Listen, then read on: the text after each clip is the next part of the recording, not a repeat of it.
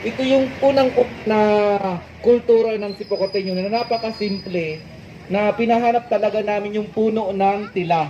Yung puno po yung mayor, yung mga judges, yung puno ng tila, yun yung napakasimpleng buhay ng tao na hinahanap namin na ang Christmas tree namin ay mula sa puno ng tila.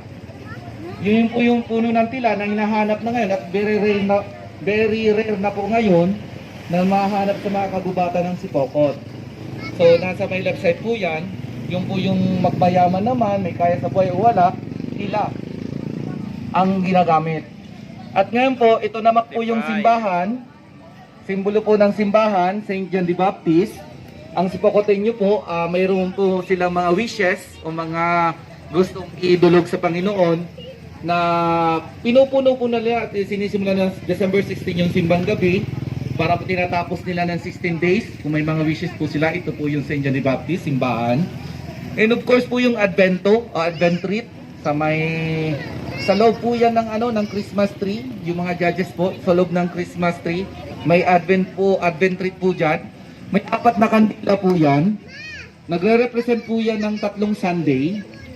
Ang isa po dyan na kandila, kulay pink, kasi yun po yung pag-andam. Napaparating na po yung pagnanganak ng ating tagapagligtas. At yung pong 3 po na mga violet na kandila, yun po yung every Sunday. Then of course po, meron po tayo ng mga pagkain. Yun po yung mga kultura po yan ng mga Sipocoteño.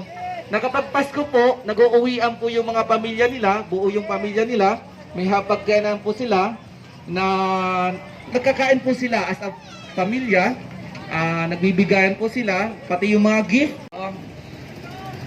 Kompleto, mali. Yung Advent treat po mga judges, nandun pa sa loob ng Christmas tree.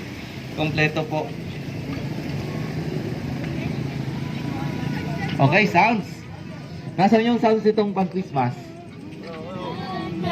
Thank you for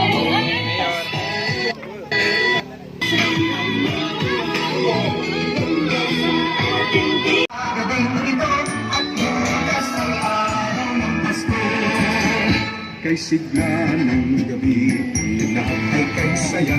Nagluto ang ate ng malit na tinuna. Sa bahay ng tuya ay mayroong lechon pa. Mga dahanan ay hanggang iba. Tayo natin yung nasama tayo. Mayroon na tayong tinapay sa